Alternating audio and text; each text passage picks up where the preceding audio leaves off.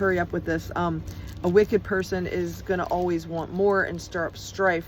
And so with sexual immorality and perverseness and speaking, vulgar things, God says that, disaster is going to come suddenly in an instant, and that person will be broken with no remedy. And, the saying of the penalty for sin is death. And, that is what I witnessed with my fiance. He just would not, surrender to the Lord. He was saying it with his words, but his actions were not matching up. And in the end, he kept going back to the drugs. He kept going back to the women. He kept going back to gambling and stealing and all of those things. The penalty for sin is death, and it came suddenly with no warning. 6 things Adonai hates. Yes, 7 are abominations to him: haughty eyes, a lying tongue, hands that shed innocent blood, heart that plots wicked schemes, feet that run to evil, a false witness who spouts lies, and one who stirs up strife among brothers.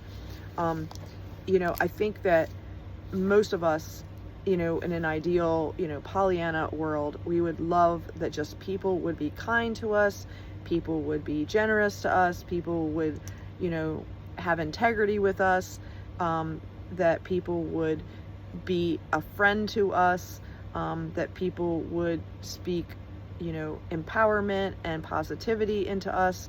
I think that's what we all would love. And I think that, again, given adversity, given, difficult circumstances, I think that is what may promote people to want to warn other people about people that they have been harmed by. So if in my case, when I was witnessing, personally experiencing all these things from being involved with a person who happened to be a narcissist and an addict in active addiction, they're not going to be in the right mindset, and who they were when they were being nice and kind to you is very different than who they are in their addiction and in their narcissism. And because they are plotting wicked things against you, because you have received and experienced the wrath of their evil and wickedness, obviously you want to warn other people so that they don't get involved with that same person, or they don't get involved with that same personality type. And with a lot of the things that you've heard me speak on my channel in terms of me moving through my anger, moving through my emotions, moving forward after having such a catastrophe with my fiance, who happened to be a narcissist and a drug addict in active addiction, and then he died. Now, in this case, when someone dies, the penalty for sin is death. He was active in his sin and he died. And so on one hand, it's good that I don't have to further, be exposed to the evil things and the wicked things that he was doing to me and my family. However, on the other hand, I feel it an obligation and a duty to warn other women of these classical behaviors and things that narcissists and addicts do, so that you, if you are in a relationship that has similar characteristics, that you will be wise enough to say, hey, I don't want to be involved with someone who, has tattoos on them from being in jail and saying that meant that they killed somebody for that particular tattoo. I mean, what people do, it just blows your mind. It boggles your mind. When someone's plotting wicked schemes like poisoning you in your smoothies, or, stealing from you, or stealing your car, or stealing your jewelry, or stealing, your cash, that is not good. And the goal is to, warn other people, warn other family members that this particular person is in active addiction, and these are the things that they are actively doing. And it's a conscious warning so that other people don't get burnt, don't get had for the wickedness of someone in active addiction. However, okay, this is again where it says, the last one says, a false witness spouts lies, and one who stirs up strife among brothers. My goal is not to, bring negativity towards the person. My goal is to bring awareness so that other women who are in active relationships with a man that is doing these things to them, that they will have enough wisdom, enough, oh my gosh, the light bulb went off, and to have enough time to create an escape plan so that they do not experience the extreme things that I experienced from staying in a relationship with someone, believing that God was going to fix them, that believing that just because they spouted scripture, or that they were saying that they were a believer, the behavior needs to match the words, and there needs to be active daily confession when they miss the mark. And in this case, I was not receiving that. I was getting a lot of, hey, I'm sorry, but no amends. And no amends does not mean that they have conquered the problem.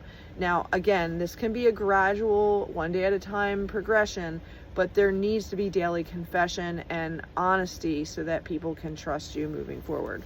So I'm going to keep going. So a father's warning against adultery. My son, keep your father's mitzvah and forsake not your mother's teaching. Bind them on your heart continually. Tie them around your neck.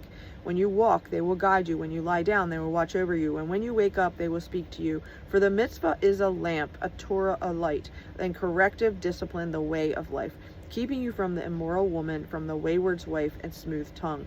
Do not, let me stop there. So, the 10 commandments that Moses gave us from the Old Testament, they're still true today. Stop kidding yourself and thinking that they're not important. The 10 commandments are what they are, and God wrote them with the finger of his hand on those tablets, gave them to Moses as his representative to speak them to his people and to say, this is what I expect from you.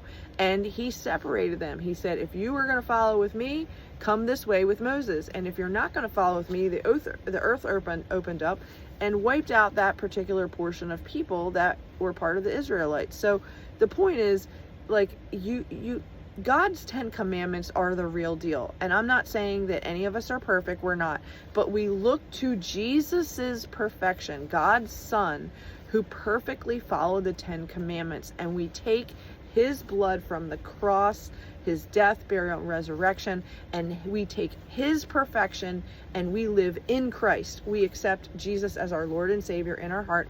And as that act of faith, and by walking in that faith that he is in us and that he is transforming us from the inside out, then we begin to show the signs where our behavior changes, because God is changing us from the inside out. And then we begin to take responsibility, and we begin to make changes in our life, that we are making amends, and we're not doing those same things that we were doing before, because God is teaching us in his Torah.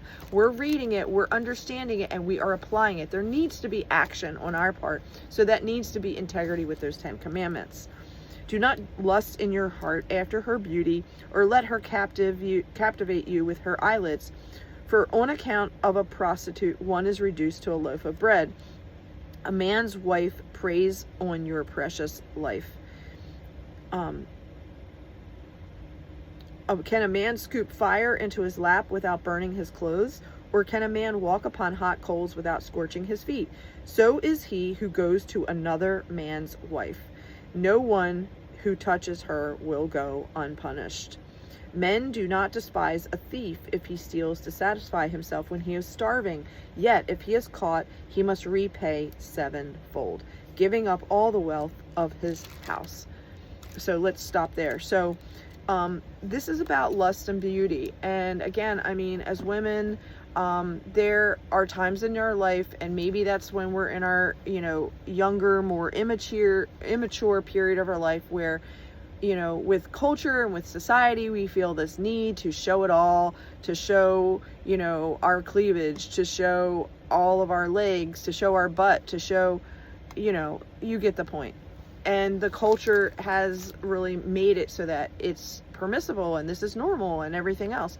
But the reality is, modesty is appropriate on many levels, on all levels, because number one, you're protecting your body temple, and you're showing to other people that you have class, and that you are displaying yourself in a modest, appropriate way with clothes that cover your body parts. And that if you were married, or you were engaged to someone, that you are you are presenting yourself to the public, you know, in a certain way. And when you're at home with your husband, that's a different way that you can present yourself in the private confines of your home with your significant other, with your husband. But in this confines right now, in public, is what we're talking about. You know, these fake eyelashes, the super pump lips, the, you know, body contouring clothes that show every single curve, the stiletto heels that make you look like a hooker. I mean, I'm not saying I've never worn any of those things in my past. I have, but this is where I'm trying to show, again, the transformation.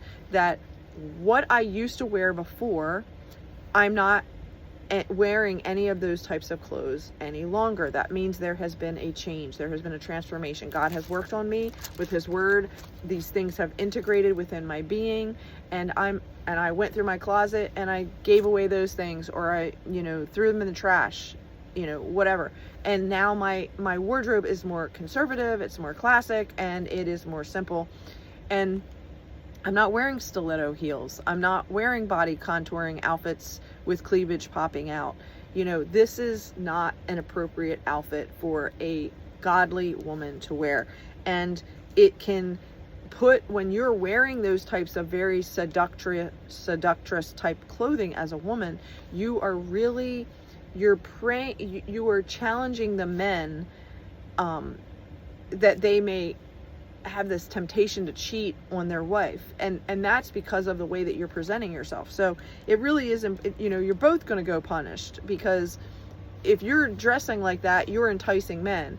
And if a man cheats on his wife because of the way that you're dressing, he's overstepped the boundary of marriage, so he's going to have to pay the consequences. So everybody is still going to have to pay the consequences, because what you do with your word, what you do with your thoughts, your words, and your deeds, you know, there are habits that are created, and then it builds your character, either positive or negative.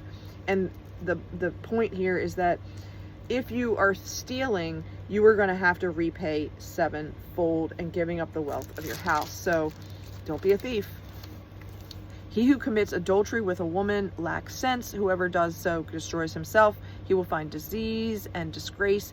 His shame will never be wiped away. For jealousy enrages a man, and he will show no mercy in the day of revenge. He will not accept any compensation. He will not consent, even if your bribe is great. Meaning that, you know, this whole idea of overstepping that marital bed line and having sex with someone outside of marriage, it may seem temporarily like a great idea because you're acting in the flesh. But whoever does it, you're destroying yourself, you're destroying your family, you're going to have disgrace. And you don't know what, you don't understand the energetic cords and the, you know, the bonds that you form with this other stranger by the act of sex. And then you have other evil spirits and other things that could be attached to you. So these types of things are not good. So just don't go there. And in the day of revenge, meaning the day of judgment, when the Lord comes back, the Lord is not going to accept any kind of bribe. You're not going to be able to buy your way out of it. You know, you either make the choice to make Jesus your Lord and Savior, because he died on the cross for you to wipe away all of your sins. And the only reason why I can speak as confidently and with boldness as I am is because I truly have seen the difference in my own life. Who I was before and who I am presenting myself to be now is a super difference. And that is all to the grace of God. And, you know, I believe, and because I believe and I'm in his word and I'm making the changes in my life and I'm learning and growing day by day, I'm in the chosen portion where I'm looking to heaven, I'm looking to eternity, and I'm looking to his word. Okay. But if you choose not to choose Jesus, if you choose not to believe that Jesus, his Hebrew name Yeshua, is the Lord and Savior, that he is the Messiah, that you choose to not want to go there and you choose to be like, I want to go my own way and I, you know, whatever, then in the day of judgment, when Jesus comes for his second coming, you're not going to be able to take out a wad of cash and say, hey, Jesus, I believe here, take all my money and I believe now. No, it's too late then.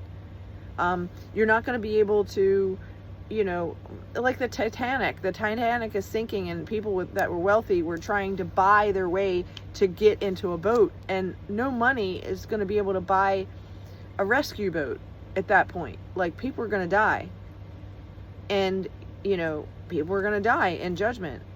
So it's good to be on the right side of believing in who God our Father is, and who his son Jesus Yeshua is, and who the Holy Spirit is. Invite the Holy Spirit to live in your heart, and you will become transformed, and you will treat your body temple differently in all aspects of your life, because you believe. So thanks for joining me today. I hope that gave a little insight into Proverbs 6, and have a great one. Bye.